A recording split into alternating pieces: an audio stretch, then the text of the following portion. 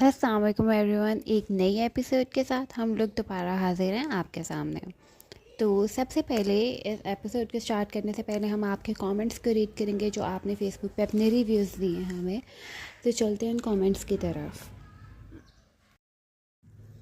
ہمیں کہہ رہے ہیں ظفر اقبال کہہ رہے ہیں محمد نذیر کہہ رہے ہیں عمدہ، نائس، سپر، تھینک یو محمد نذیر۔ پھر ہمیں نوشین کہہ رہی ہیں بہت ہی اچھا لکھ رہی ہیں آپ، زبردست، آپ ہی امیزنگ، ایسے ہی لکھتے رہیے، تھینک یو سو مچ نوشین۔ شمائلہ بول رہی ہیں نائس، صاحب بول رہے ہیں امید کو اس کے سسر نے اغوا کروایا، اب کیا ہوگا، شادی یا بربادی۔ یہ دیکھنے کے لیے تو آپ کو فردر آگے بھی ناول پڑھنا پڑے گا۔ دین شیر حمید کہہ رہے ہیں بہت خوب، کہانی دلچسپ ہوتی جا رہی ہے، تھینک یو سو مچ شیر حمید۔ انجم کہہ رہی ہیں زبردست، بہت ہی اعلیٰ، شکریہ انجم۔ سیم صدف امیزنگ۔ شگفتہ کہہ رہی ہے زبردست، نیکسٹ ایپیسوڈ جلدی پلیز، آ گئی نیکسٹ ایپیسوڈ بھی۔ اس کے بعد فرزانہ کہہ رہی ہیں ویری نائس، نیکسٹ پلیز جی فرزانہ۔ ملک وجی بول رہے ہیں نائس، ملک اوان بول رہے ہیں نیکسٹ۔ اسد پنہوار، آئی تھنک میں نے ٹھیک پروناؤنس کیا ہے، یہ بول رہے ہیں افق ارسلان بول رہی ہیں نیکسٹ۔ پھر ہمیں بول رہے ہیں شگفتہ زبردست، نیکسٹ ایپیسوڈ جلدی پلیز۔ نیتا بول رہی ہیں زبردست۔ محمد تراب بول رہے ہیں امیزنگ۔ محمد بول رہے ہیں زبردست، نیکسٹ پلیز۔ تنویر بول رہے ہیں زبردست دین بہت اعلیٰ۔ فرزانہ کمال بول رہی ہیں، فرزانہ کنول بول رہی ہیں very nice, next please, thank you so much all of you. پھر ہمیں کہہ رہے ہیں محمد نذیر بول رہے ہیں سپر، دانیال بول رہے ہیں نائس، ثاقب نوید بول رہے ہیں پی ڈی ایف میں مل جائے گا، پی ڈی اس کا تو رپلائی آپ کو مل چکا ہے۔ پی ڈی ایف میں بھی اس کے آنے کے لیے تو آپ کو پہلے ناول تو کمپلیٹ ہونے کا ویٹ کرنا پڑے گا نا۔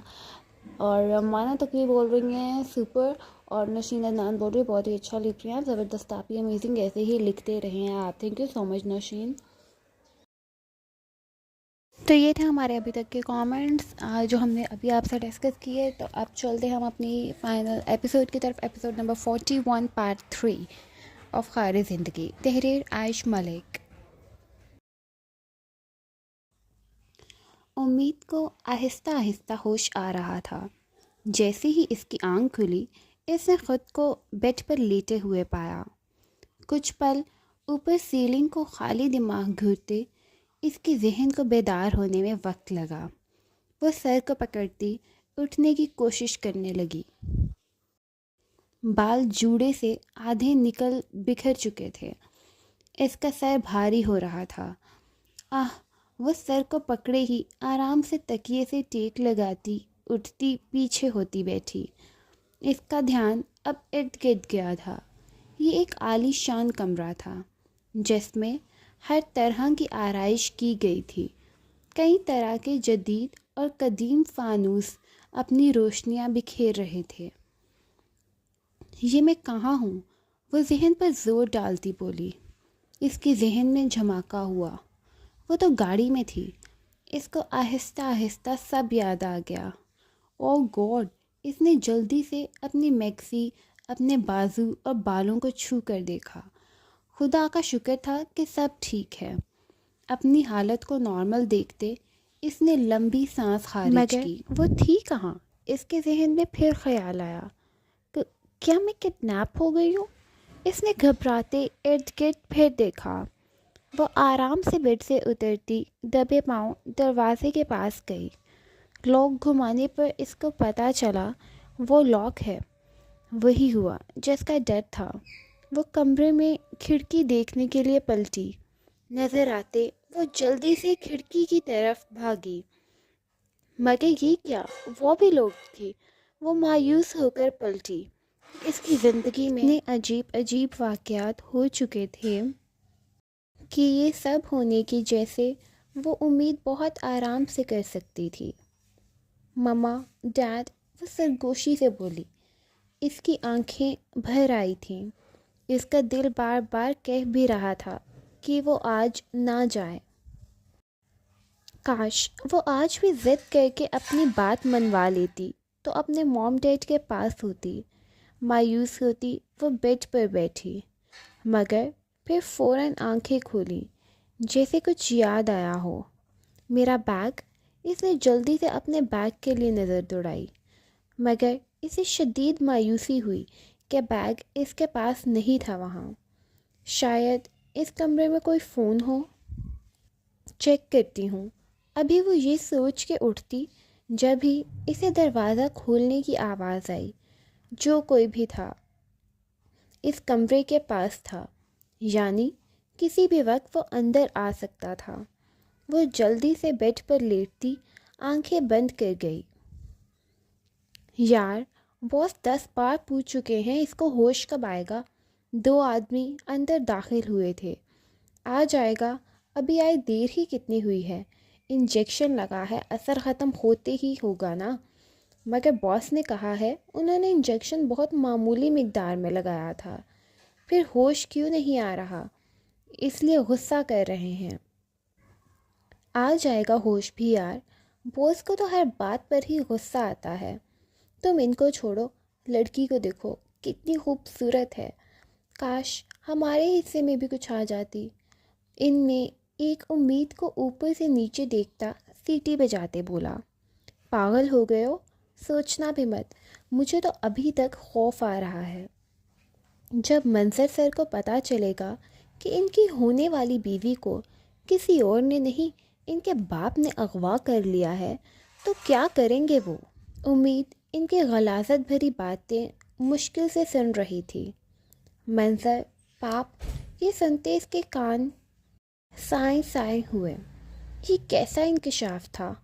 کون منظر، کس کا باپ؟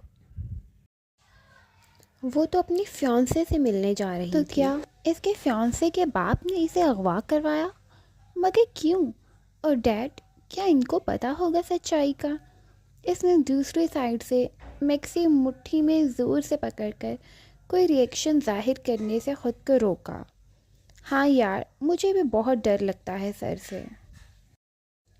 سنا ہے کہ وہ پہل تو غصہ نہیں کرتے، مگر جب ان کا غصہ آ جائے تو وہ سزا وہ دیتے ہیں کہ روح کانپ جاتی ہے سوچ کر۔ مگر ہم کیا کر سکتے ہیں، ہم تو بس حکم کے پابند ہیں۔ ایک بار پھر ایک کی آنکھوں میں ہوس چمکی، یا کیا میں اس کو چھو سکتا ہوں؟ آخر کس کو پتہ چلے گا؟ اس نے خباثت سے دوسرے کو کہا۔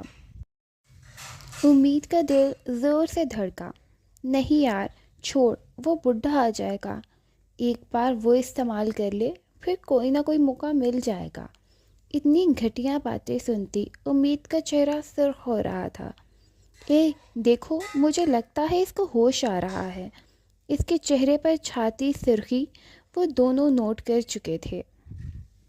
ان میں سے ایک پاس جھکتے امید کے چہرے کو چھوتا، جبھی وہ آنکھیں کھولتی اس کو زور سے دور دھکیل گئی۔ وہ ہٹا کٹا گارڈ محتاط نہ ہونے پر لڑکھڑاتے پیچھے کو گرا۔ Don't touch me you bastard. امید جلدی سے اٹھتی گھررائی تھی۔ اس سے پہلے وہ کوئی کارروائی کرتے پیچھے سے کوئی کمرے میں داخل ہوا تھا۔ وہ دونوں پیچھے دیکھتے سر جھکاتے باادب کھڑے ہوئے تھے۔ واہ کیا گرمی ہے، بہت پسند آئی مجھے۔ وہ کوئی اور نہیں منصور تھا۔ دونوں گارڈز کو نظر انداز کرتے وہ امید کی طرف دیکھتے بولا، کون ہیں آپ؟ مجھے یہاں کیوں لایا گیا ہے؟ امید اس بوڑھے شخص کو دیکھتی تھوڑا آرام سے گھبراتی بولی، میں کون ہوں وہ چھوڑو، تم کیا بننے جا رہی ہو وہ سن لو۔ امید نے ذہن پر زور ڈالا۔ وہ اس شخص کو کہیں تو پہلے دیکھ چکی تھی، پر کہاں؟ وہ پیچھے ہوتی خود میں سمٹ کر بیٹھی۔ میں منصور، جس سے تمہارا کچھ دیر بعد نکاح ہوگا۔ یہ جملہ تھا کہ امید کو سب یاد آ گیا۔ یہی وہ شخص تھا جس کی تصویر اس کو منظر وجاہت نے سینڈ کی تھی۔ تو یہ ڈیڈ کی جماعت کا خلیفہ تھا۔ وہ کڑی سے کڑی ملاتی سب سوچ رہی تھی، یا خدا، جس کو لوگ اتنا مانتے، اتنا اعلیٰ درجے پر بٹھایا ہوا تھا، وہ ایسا شخص تھا؟ کیا لوگ یہ سب جانتے تھے؟ اس نے تو پڑھا تھا کہ اس نشست پر صرف اور صرف متقی پرہیزگار شخص ہی بیٹھ سکتا تھا۔ تو یہ کیسی سچائی سے وہ روشناس ہو رہی تھی؟ میری شادی کسی اور سے طے ہے اور میں اسی سے شادی کروں گی جسے میرے ڈیڈ نے طے کی ہے۔ مجھے کوئی مجبور نہیں کر سکتا، وہ جلدی سے غراتی بولی۔ منصور نے آنکھوں میں چنگاریاں بھریں۔ وہ امید کے پاس جاتا اس کے چہرے پر ایک زوردار تھپڑ مار چکا تھا۔ وہ زور سے پیچھے تکیے پر گری۔ اس کو سمجھ ہی نہیں آئی یہ کیا ہوا تھا۔ منصور نے اس کے بالوں سے پکڑ کر اس کا چہرہ اپنے سامنے کیا۔ آج تک کسی کی ہمت نہیں ہوئی کہ وہ منصور کو انکار کر سکے۔ تمہارے باپ کو بہت پیار سے کہا تھا تمہیں میرے حوالے کر دے، وہ نہیں مانا۔ دیکھو تم پھر بھی آ گئی نا میرے پاس، اور اب تم نے انکار کیا ہے۔ اب تم سے میں نکاح کے بغیر رشتہ بناؤں گا۔ وہ اس کے بالوں پر گرفت مضبوط کرتے چبا چبا کر بولا، چھوڑو مجھے۔ اپنے ہاتھوں سے وہ اپنے بالوں کو چھڑانے کی کوشش کرتی اپنا منہ نفی میں بار بار ہلا رہی تھی، جس سے منصور کو اور غصہ آ رہا تھا۔ بہت شوق ہے تم باپ بیٹی کو میرے بیٹے کی زندگی میں شامل ہو کر راج کرنے کا؟ اس قابل چھوڑوں گا ہی نہیں تم دونوں کو۔ اور وہ منظر کبھی استعمال شدہ چیز کو دیکھنا تو کیا تھوکنا بھی پسند نہیں کرتا۔ چھوڑو مجھے، وہ بار بار روتی اس سے خود کو چھڑوا رہی تھی۔ منصور ابھی کوئی جواب دیتا، پیچھے سے 2 اور گارڈ بھاگتے اندر داخل ہوئے۔ باس سر منظر اپنے لوگوں کے سر یہاں آ چکے ہیں۔ کیا؟ امید کو جھٹکے سے چھوڑتا وہ پیچھے مڑا۔ وہ یہاں کیسے؟ کس نے اس کو یہاں کا پتہ بتایا؟ کون ہے غدار یہاں؟ وہ ان پر چیخا تھا۔ سر قسم لے لے ہم میں سے کسی نے نہیں بتایا۔ وہ سب اس کے دھاڑنے پر اپنی صفائیاں دینے لگ گئے۔ تم سب کو تو میں بعد میں دیکھوں گا، اب اس ماں کے بیٹے کو جہنم پہنچا ہی دوں۔ بہت اچھل رہا ہے۔ آغا کدھر ہے؟ وہ مزید چلایا۔ سر وہ ان کو روکنے کی تدبیر کر رہے ہیں، انہوں نے ہی ہمیں آپ کو انفارم کرنے بھیجا ہے۔ میرے ہر کام میں ٹانگ اڑانے کی عادت ہو چکی ہے منظر کو۔ بس اب مزید نہیں۔ اور تم بیڈ کے گرد نیٹ کی شیٹ لگاؤ جس میں سوراخ نہ ہو، اور کمرے میں سارے زہریلے کیڑے مکوڑے چھوڑ دو۔ یہ میرے حصے میں نہ آئی تو اس کے لیے بھی نہیں چھوڑوں گا، مگر اس سے پہلے ایک کینچی لاؤ۔ کچھ سوچتے اس نے خباثت سے کہا۔ حکم کی فوراً تکمیل ہوئی۔ وہ اپنے ہاتھ میں کینچی لیے امید کی طرف بڑھا، جو سرخ سوجی ہوئی آنکھوں سے اس کو دیکھتی یہ سب یہاں چلتا سمجھنے کی کوشش کر رہی تھی، مگر پھر کینچی کو دیکھتی خوفزدہ ہوتی پیچھے ہٹنے لگی۔ اس کے ہاتھ پکڑو، اس نے اونچی آواز میں غرا کر کہا۔ 2 گارڈز آگے بڑھتے امید کو پکڑ گئے۔ چھوڑو مجھے، میرے ڈیڈ تم لوگوں کو نہیں چھوڑیں گے۔ وہ خود کو چھڑواتی چیخنے لگی تھی۔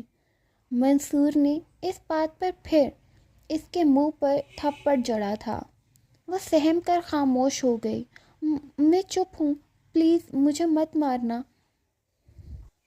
وہ کسی معصوم بچے کی طرح تابعداری سے بولی۔ منصور کو یہ بات پسند آئی تھی۔ اگر وقت ہوتا تو تمہاری اس ادا کو ضرور اپنے طریقے سے سراہتا، مگر خیر وقت ملا تو سب کریں گے۔ ابھی کے لیے میرے بیٹے کے لیے انعام تیار کیا جائے۔ وہ کہتے ہی اس کے بالوں کو کھول گیا۔ امید کی آنکھیں خوف سے کھلی تھیں۔ وہ کینچی اور بالوں کو کھلتے دیکھ جیسے آگے کیا ہونے والا ہے سمجھ چکی تھی۔ پلیز، وہ نفی میں سر ہلانے لگی۔ پلیز ڈونٹ، شش، اگر نہیں چاہتی میرا ہاتھ اٹھے تو کچھ مت بولنا۔ وہ اس کے پاس جھکتے بولا، اور اس کے ساتھ ہی اس کے بال آڑے ترچھے کاٹ دیے۔ امید کی آنکھوں سے نہ رکنے والے آنسوؤں کی کڑی بہہ رہی تھی۔ وہ سسک رہی تھی، مگر وہاں کوئی نہیں تھا۔ بہت کمال کی چیز لگ رہی ہو اب، میرا تیار کیا ہوا تحفہ۔ اپنا کارنامہ کرتا وہ پیچھے ہٹتا اس کے چہرے کو اپنے ہاتھوں سے چھوتے بولا، امید کو اس کے چہرے سے کراہت محسوس ہو رہی تھی۔ وہ منہ پھیر گئی۔ اس کا منہ پھیرنا تھا کہ منصور کو پھر اشتعال آیا۔ ہر چیز کا حساب لوں گا میں، وہ اس کے چہرے کو اپنی مٹھی میں جگڑتے اپنی طرف موڑتے بولا، اور پھر جھٹکے سے پیچھے پھینکتا اٹھا۔ اس کے دونوں ہاتھ پیچھے بیڈ کے ساتھ باندھ دو، وہ حکم دیتا۔ امید پر نظریں گڑائے باہر نکل گیا۔ موم، ڈیڈ، وہ اونچی اونچی آواز میں ان کو پکارنے لگی۔ اس کا رونا اب سسکیوں میں بدل رہا تھا۔ دو لوگ اس جہازی سائز بیڈ کے چاروں طرف نیٹ لگانا شروع ہو چکے تھے۔ ہے پلیز مجھے جانے دو، میں اپنے ڈیڈ سے کہہ کر بہت سے پیسے بھی دوں گی تم کو، میں جھوٹ نہیں بولتی، پلیز جانے دو۔ وہ ان دونوں کو یہ عجیب سا کام کرتے دیکھتی بولی، مگر وہ بغیر جواب دیے اپنے کام میں لگے تھے۔ Dad, mom please save me, وہ باندھے ہاتھوں کے ساتھ اپنا سر پیچھے مارتی بار بار انہیں پکار رہی تھی۔ آؤ آؤ برخوردار، منظر کو اپنے آدمیوں کے ساتھ ہال، پھر اس کو اپنے مخصوص شیشے کے کیبن کے اندر داخل ہوتے دیکھ منصور اونچی آواز میں بولا۔ یہ ایک چھوٹا سا شیشے کا کیبن تھا جو ہال کے عین وسط میں بنایا گیا تھا۔ یہ شیشے بلٹ پروف اور کیبن ساؤنڈ پروف تھا۔ جانتا تھا میں کہ تم کیسے بھی کر کے مجھ تک پہنچو گے ضرور، مگر مجھے یہ یقین نہیں تھا کہ اتنی جلدی پہنچ جاؤ گے، وہ بھی اس جگہ پر۔ وہ منظر کا سنتے ہی اپنے خاص آدمیوں کو ساری پلاننگ سمجھاتا اس مخصوص کیبن میں آ چکا تھا۔ وہ اپنی خفیہ ڈیلنگز یہاں ہی کرتا تھا۔ منظر اگر آگ تھا تو کچی گولیاں اس نے بھی نہیں کھیلی تھیں۔ مجھے تو آنا ہی تھا، آخر جہاں باپ وہاں بیٹا، منظر نے بھی صوفے پر ٹانگ رکھتے جواب دیا۔ صحیح کہا، بتاؤ کیسے آنا ہوا؟ مجھے بلا لیتے، میں آ جاتا، خود آنے کی زحمت کیوں کی؟ وہ مونچھوں کو تاؤ دیتے رونیت سے بولے۔ منظر نے اپنے آدمی کو مخصوص اشارہ کیا، جس کے ساتھ ہی وہاں گولیاں چلنا شروع ہو گئیں، مگر ساؤنڈ پروف ہونے کی وجہ سے آواز اندر نہیں آ رہی تھی۔ آغا بھی منصور کے ساتھ اندر ہی تھا۔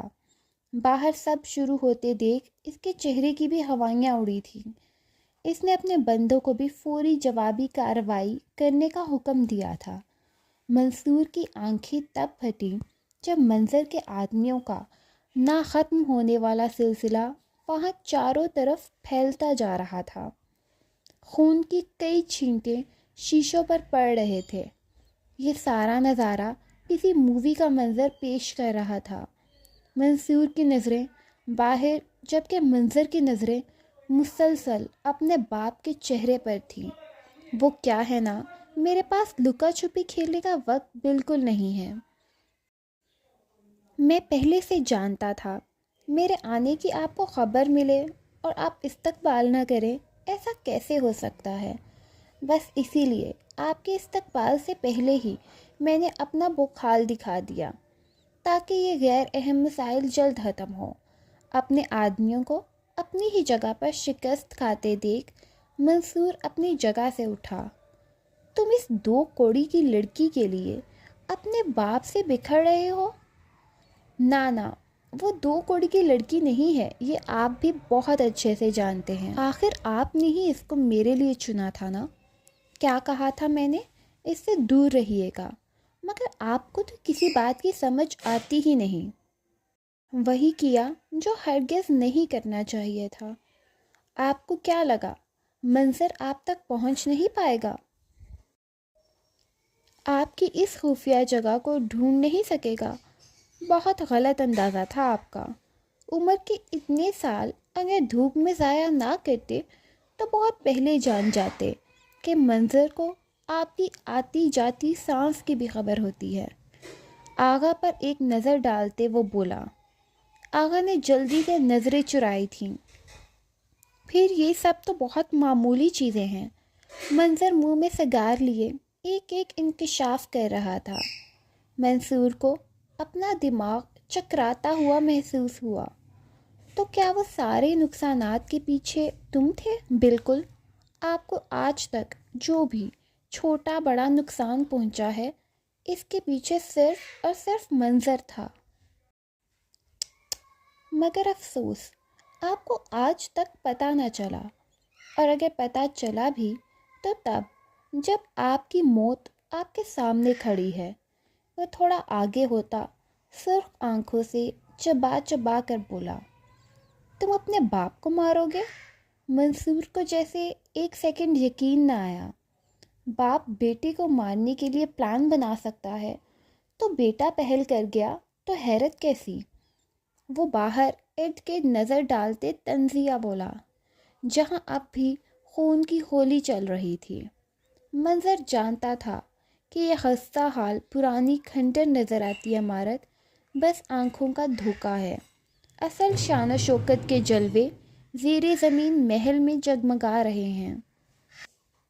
جب وہ یہاں پہنچا تھا تو اس کے کچھ منٹوں میں اس کے باقی آدمی بھی اس تک پہنچ چکے تھے، جنہیں وہ انگلی سے آگے بڑھنے کا اشارہ کر چکا تھا۔ وہ آگے آنے والی ہر رکاوٹ کا سامنا کرتے اس کے لیے راستہ صاف کر رہے تھے۔ وہ گوگلز لگائے شان سے چل رہا تھا، جیسے یہاں گولیوں کی بارش نہیں برسات کی رمجھم ہو۔ اس کے بندے چاروں طرف پھیل کر اس کھنڈر نما نظر آتی عمارت کی بالائی منزل صاف کر چکے تھے۔ سر، یہاں سب کلیئر ہے۔ کچھ دیر بعد ایک نے آ کر رپورٹ کیا، نیکسٹ آپ کی کمانڈ کا ویٹ ہے۔ وہ مستعدی سے بولا، سامنے نظر آنے والی ہر چیز دھوکہ ہے۔ یہاں چھپے کچھ لوگوں کو مار کر تم سب کلیئر سمجھ رہے ہو؟ اصل کہانی زیر زمین ہے۔ سر، ہمارے 10 لوگ ابھی تک جان سے گئے ہیں۔ ایک گارڈ نے اس کو تفصیل بتائی۔ اس نے اس بات میں سر ہلایا مگر بولا کچھ نہیں۔ فالو می، وہ حکم دیتا آگے بڑھا۔ منظر کو اس جگہ کی ایک ایک ڈیٹیل پتہ تھی، آج سے نہیں سالوں سے۔ وہ اپنے باپ سے 10 قدم آگے چلتا تھا، اس لیے آج اس کو پتہ تھا کہ امید کو کہاں لے جایا گیا تھا۔ اس کے سارے گارڈز اپنا کام نپٹا کر اس کے پیچھے اس کی پیروی میں مختلف راستوں سے ہوتے زیر زمین اس محل میں پہنچے۔ یہاں کا نظارہ مکمل الگ تھا۔ ان کے سر نے بالکل صحیح کہا تھا۔ اور پھر منظر کا اشارہ ملتے وہ یہاں بھی خون کی ہولی کھیلنا شروع ہو چکے تھے۔ منظر کے ایک آدمی نے اشارے سے اندر آنے کی اجازت طلب کی۔ اجازت ملتے ہی وہ اندر آتے منظر کے کان کے پاس جھکا، sir, everything is clear now, مگر میم کہاں پر ہیں نہیں پتہ چلا۔ ہم نے ساری جگہ دیکھ لی ہے، اچھے سے ایک ایک کمرہ چیک کیا ہے، پر وہ نہیں ملی۔ اس نے ساری ڈیٹیل سے اس کو آگاہ کیا تھا۔ سب کچھ سنتے اس نے انگلی کے اشارے سے اسے باہر جانے کا اشارہ کیا۔ منظر کے سارے لوگ باہر ایک لائن میں کھڑے تھے، ان میں کچھ زخمی بھی تھے اور یقیناً کافی اپنی جان سے بھی جا چکے تھے۔ منظر کے آدمیوں کو دیکھتے منصور اور آغا بھی ساری سچویشن سمجھ چکے تھے۔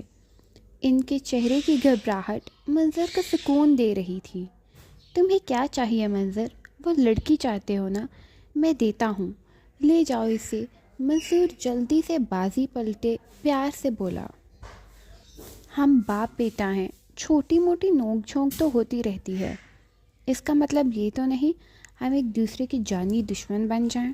منظر کو کوئی جواب نہ دیتے دیکھ کر وہ دوبارہ بولا، تمہیں جو چاہیے ہوگا میں دوں گا، بس یہ ساری غلط فہمی کو یہیں ختم کر دو۔ بتاؤ کیا چاہیے تمہیں؟ امی، اسپاٹ چہرے کے ساتھ سرخ آنکھوں سے وہ ایک لفظی جواب میں بولا۔ کیا؟ منصور کو لگا اسے سننے میں کچھ غلط فہمی ہوئی تھی۔ ماں چاہیے مجھے میری، دے سکتے ہو؟ تو ٹھیک ہے، ڈیل، مجھے میری ماں لا دو، میں ساری دشمنی بھول جاتا ہوں۔ منصور کی گردن کی گلٹی ابھری تھی۔ وہ تو نہیں ہے، میرا مطلب تم جانتے ہو تمہاری ماں مر چکی ہے۔ میں کیسے لاؤں اس کو؟ اس کے چہرے پر پسینے کے قطرے ابھرنے سے وہ جیسے کچھ سمجھنے لگا تھا۔ منظر کا غصہ، اس کی برہمی، اس کا بدظن ہونا، تو کیا وہ جانتا تھا اس کی ماں کے بارے میں کچھ؟ نہیں، کیسے ہو سکتا ہے؟ اس نے یہ کام تو بہت صفائی سے کیا تھا۔ منظر تو تب محض 11 سال کا تھا، اس کو کیسے پتہ ہو سکتا ہے کچھ؟ وہ خود کو تسلی دیتا، رومال نکالتا چہرہ صاف کرنے لگا۔ منظر اس کو دیکھتے طنزیہ ہنستے صوفے سے اٹھا۔ ارے آپ کو تو پسینے آ رہے ہیں۔ ایک ٹانگ کرسی کی دائیں جانب رکھتا وہ انگلی سے اپنے باپ کے ماتھے سے پسینہ پوچھتے، پھر پیچھے ہٹا۔ پھر اپنے ایک آدمی کو کچھ اشارہ کیا، وہ فوراً اندر آیا۔ اس کو باہر لے جاؤ، اس نے آغا کی جانب اشارہ کیا۔ اور تم کوئی ہوشیاری نہیں، وقت سے پہلے مارے جاؤ گے۔ اس کے ہاتھ سے موبائل لیتے رعبدار لہجے میں بولا۔ Okay sir. حکم ملتے ہی وہ آغا کو گریبان سے پکڑتا گھسیٹتے باہر لے گیا۔ منصور یہ سب دیکھتا مزید ڈرا تھا۔ تو تم کیا چاہتے ہو؟ اتنی جلدی بھی کیا ہے؟ میرے پاس آج بہت وقت ہے، اس لیے آج ایک لمبی ملاقات ہوگی، مگر اس سے پہلے صرف ایک بار پوچھوں گا، امید کہاں ہے؟ منی پسٹل نکالتا وہ ماتھے پر ہلکے سے رگڑتے بولا، وہ میرے ماسٹر کمرے میں ہے۔ تو تم اسے لے جاؤ، پلیز مجھے چھوڑ دو۔ وہ اپنے انجام کو قریب آتے دیکھ منت پر اتر آیا تھا۔ ماسٹر کمرہ، منظر کو اس کمرے کا بھی پتہ تھا، مگر فی الحال اس کے ذہن سے اسکپ ہو گیا تھا۔ یہ وہی کمرہ ہے نا جس کے اندر تم یہاں بیٹھے بھی آرام سے دیکھ سکتے ہو؟ سامنے لگی LED کو دیکھتے منظر بولا۔ منصور کی ایک بار پھر گلے کی گلٹی ابھری جو وہ کمرے میں کر آیا تھا۔ یقیناً امید اب تک کیڑوں کی خوراک یا تو بن چکی ہوگی یا بننے والی ہوگی۔ آن کرو اسے، جلدی۔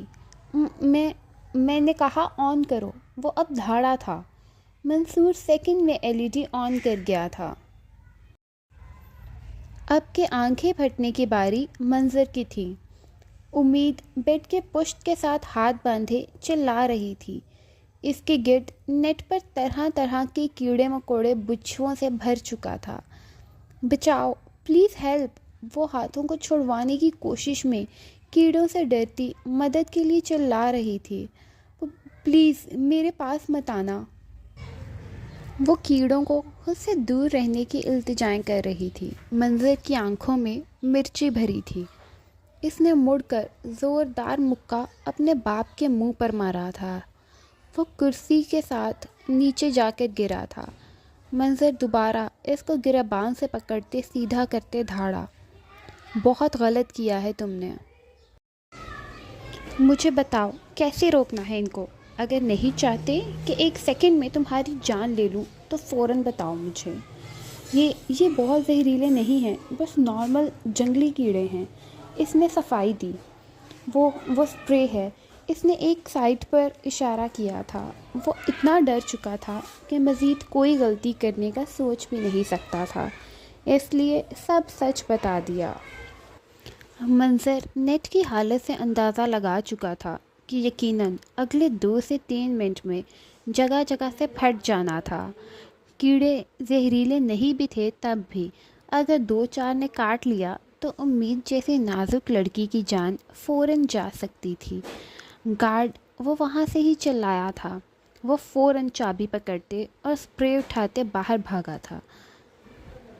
یہ دونوں شخص یہاں سے ہلنے نہیں چاہیے۔ Follow me. سپرے اور چابی ایک کو پکڑاتے وہ بھاگا تھا۔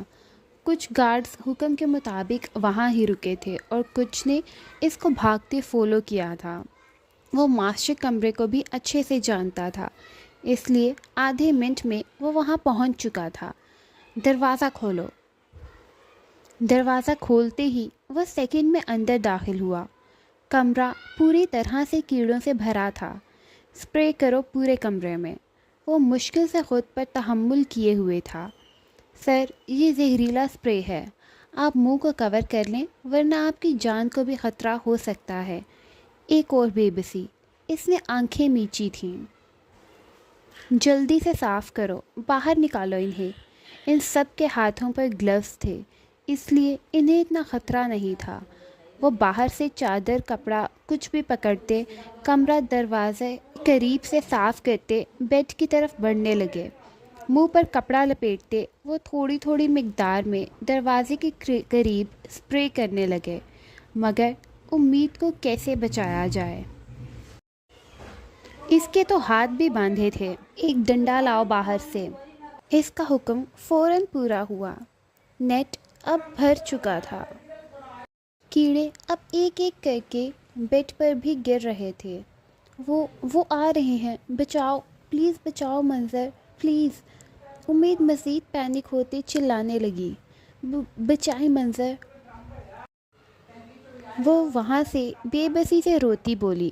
کچھ کیڑوں کو اپنی میکسی پر چڑھتے اور گرتے دیکھ وہ مزید برداشت نہ کرتی بے ہوش ہو چکی تھی۔ میں آ گیا ہوں امید، بس 1 منٹ، میں وہاں آ جاؤں گا۔ وہ اس کی خاموشی نوٹ کرتا چلایا، کہیں اس کو کیڑوں نے کاٹ تو نہیں لیا۔ وہ اندر سے خود بھی بہت زیادہ ڈر چکا تھا۔ ایک بار پھر وہ کسی اپنے کو نہیں کھو سکتا تھا، وہ بھی ایک ہی انسان کی وجہ سے۔ ڈنڈا ہاتھ میں لیتے وہ کیڑوں کے اوپر سے ہی جلدی سے آگے بڑھا۔ نیٹ پر ہلکی ہلکی ضرب لگاتے وہ کیڑوں کے اس کے اوپر سے جھاڑتے نیچے زمین پر گرانے لگا۔ ایک سائیڈ سے جیسے نیٹ صاف ہوا، وہ ہاتھ سے اس کو پھاڑتے دور پھینکتے امید تک پہنچا۔ اپنی جان کی پرواہ کیے بغیر وہ ہاتھوں کی رسیوں کو کھولنے لگا۔ اس کے آدمی اس کا مسلسل پروٹیکٹ کرتے، کیڑوں کو پاؤں سے مارتے ہاتھوں پر چڑھے گلوز کی مدد سے دور ہٹا رہے تھے۔ امید کے ہاتھ کھلتے ہی وہ امید کو بنا دیر کیے باہوں میں اٹھاتا باہر بھاگا تھا۔ اس کے ساتھ ہی اس کے آدمی باہر نکلتے دروازہ لاک کر گئے تھے۔ دوسرے کمرے میں لے جاتے ہی اس نے فیمیل ڈاکٹر کو کال کروا دی تھی۔ وہ امید کو بیڈ پر لٹاتے خود اس کے بائیں جانب بیٹھا تھا۔ اس کی میکسی کو اس نے اپنے ہاتھ سے جھاڑا تھا، جس پر کچھ چونٹیاں تھیں۔ یقیناً وہ میکسی کے اندر بھی تھیں، مگر وہ خود کچھ نہیں کر سکتا تھا، اس لیے اس نے فیمیل ڈاکٹر کو جلد از جلد لانے کا حکم دیا تھا۔ امید کا جسم ٹھنڈا نہیں، نارمل تھا۔ ایک بات کی تسلی تھی کہ وہ ڈر سے بے ہوش ہوئی تھی، مگر پھر بھی جب تک تسلی نہ ہو جاتی وہ رسک نہیں لے سکتا تھا۔ اس نے سب گارڈز کو کمرے کے باہر ہی رہنے کا حکم دیا تھا۔ اس سب ہڑبڑی میں اس کا دھیان اب بالوں پر گیا تھا۔ اس کے لمبے بال تو اب کہیں نہیں تھے، یہ آڑے ترچھے کٹے ہوئے بال۔ اس نے اس کے سر پر ہاتھ رکھتے اس کا سر تھوڑا گھمایا تھا، تبھی دوسری نظر امید کے چہرے پر چھپی انگلیوں کے نشان پر پڑی۔ یہ سارا تشدد، منظر کا خون پھر سے کھولا تھا۔ اس نے آنکھیں زور سے میچ کے خود کو کنٹرول کرنا چاہا۔ وہ اس کے لیے تیار ہو کر آئی تھی، مگر اب پھیلا ہوا میک اپ، کٹے بال، چہرے پر انگلیوں کے نشان، کیا کیا نہیں ہو گیا تھا اس کے ساتھ تھوڑے سے وقت میں۔ کچھ دیر بعد فیمیل ڈاکٹر کمرے میں داخل ہوئی۔ وہ فوراً اٹھ کر ڈاکٹر کے سامنے گیا۔ جلدی سے چیک کرو وہ ٹھیک تو ہے نا؟ ڈاکٹر اس کی بات سنتی فوراً امید کی طرف گئی۔ پلیز آپ باہر جائیں، مجھے ان کے بارے میں بتا دیا گیا ہے، اس لیے تفصیل سے معائنے کی ضرورت ہے۔ وہ مٹھیاں بھیجتے کمرے سے باہر چلا گیا۔ 15 منٹ بعد ڈاکٹر کمرے سے باہر آئی۔ کیسی ہے وہ؟ جتنا ٹائم لگا تھا وہ کچھ گھبرا گیا تھا۔ وہ ٹھیک ہیں، میں نے یہاں ڈریسنگ روم میں جو بھی ڈریس ملی اس سے ان کی ڈریس تبدیل کر دی ہے، کیونکہ ان کی مکسی کے اندر کافی چھوٹی چونٹیاں تھیں جنہوں نے باڈی کے کافی حصوں پر کاٹا بھی ہے، مگر خطرے کی کوئی بات نہیں ہے کیونکہ وہ بہت زہریلی چونٹیاں نہیں تھیں، اس لیے میں نے انہیں انجیکشن دے دیا ہے اور سوجن پر مرہم بھی لگا دیا ہے۔ 2-3 گھنٹوں تک انہیں ہوش آ جائے گا۔ ڈاکٹر نے کچھ گھبراتے ارد گرد خون اور گن پکڑے گارڈز کو دیکھتے جلدی جلدی ساری ڈیٹیلز بتائیں۔ ایک تو اسے گن پوائنٹ پر لایا گیا تھا اور زبان بند رکھنے کی دھمکی دی گئی تھی، اس لیے وہ جلدی یہاں سے نکلنا چاہتی تھی۔ ڈاکٹر کا جواب سنتے وہ ایک نظر کمرے کے دروازے پر ڈالتے اس بات میں سر ہلا گیا۔ امید کی طرف سے اسے تسلی ہوئی مگر یہاں کی ڈریس اس کے جسم پر تھی، یہ اسے گوارا نہیں تھا۔ اسے جلد از جلد یہاں سے اس کو لے کر جانا تھا۔ اچھا تھا وہ 2-3 گھنٹوں تک بے ہوش رہتی، اب وہ اچھے سے اپنے باپ سے حساب کتاب کر سکتا تھا۔ اپنے ایک بندے کو ڈاکٹر کو چھوڑ کر آنے کا اشارہ کرتے وہ امید کو پھر سے دیکھنے کے لیے کمرے میں داخل ہوا۔ وہ آہستہ آہستہ چلتے اس کے پاس جا کر پھر بیڈ کی سائڈ پر بیٹھا۔ امید کے اوپر مکمل کمبل دی گئی تھی، صرف اس کا چہرہ نظر آ رہا تھا۔ اس کا دل چاہ رہا تھا وہ اس کے چہرے پر، اس کے چہرے کے زخموں پر اپنے ہاتھوں سے مرہم رکھے، مگر وہ اپنی ماں سے کیے وعدے کو نہیں بھول سکتا تھا۔ اسے کسی بھی عورت کو کبھی بھی اپنی کمزوری نہیں بنانا تھا، مگر وہ عورت کوئی عام نہیں تھی، اس کی زندگی میں شامل ہونے والی، کچھ ہی وقت میں اس کی چاہت بن جانے والی ایک خاص دل کے قریب عورت تھی۔ خود پر کنٹرول کھوتا وہ اس کے چہرے کو اپنے ہاتھوں سے محسوس کرنے لگا۔ امید کی آنکھوں اور گالوں پر چھپی انگلی کے نشانوں پر اپنی انگلی ٹریس کرتے وہ خود کے غصے کو پرسکون کرنے کی کوشش کرنے لگا، مگر سر کے کٹے بال اس پر ہوئے ظلم کی گواہی دیتے اسے غیر آرام دہ کر رہے تھے۔ اس کا اشتعال لمحہ بلمحہ بڑھتا جا رہا تھا، جو کچھ وقت بعد قہر بن کر ٹوٹنا تھا۔ امید پہلی بار جب اس کے سامنے آئی تھی تب اس کی بولتی آنکھوں کے بعد کسی چیز نے منظر کو متوجہ کیا تھا تو وہ امید کے بال تھے۔ وہ ان کی خوشبو کو محسوس کرنا چاہتا تھا، مگر یہ سب ہونے سے پہلے چھین لیا گیا تھا، اور چھیننے والا کوئی اور نہیں اس کا باپ تھا۔ وہ سب چھوڑتا غصے سے پھر کھڑا ہو گیا۔ تم پر گزری ایک ایک لمحے کی اذیت کا حساب لینے کا وقت ہوا چاہتا ہے۔ امید پر ایک بھرپور نظر ڈالتے وہ باہر نکلا۔ کوئی بھی اس دروازے کو میرے آنے سے پہلے کھولنے کی ہمت نہ کرے، اپنے آدمیوں کو وارن کرتے وہ وہاں سے نکلتا چلا گیا۔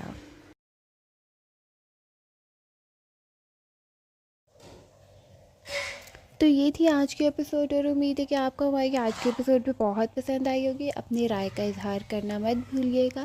تب تک کے لیے اللہ نگہبان۔